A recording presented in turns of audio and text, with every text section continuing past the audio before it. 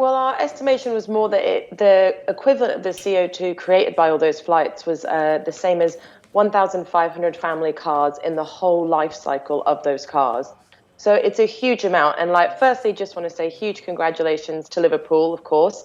But I really think this is our own goal for UEFA, who could have organised these matches in the UK, both for the Baku and the Madrid game. So it was, yeah, definitely an oversight for UEFA for sure. Now, Rosie, these finals were awarded to Baku and Madrid over 2 years ago. It would have been impossible to predict that four English teams would actually take those positions. Completely, but actually we found out that in all the other games, the stadiums were chosen because of who was winning or who was playing each other at the time.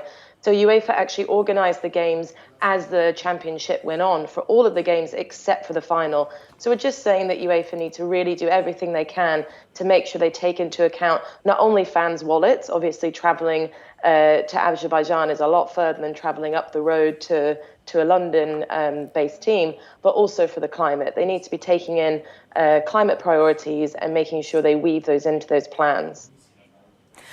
Surely this isn't just, this doesn't apply only to UEFA. Football organizations tend to promote these global events.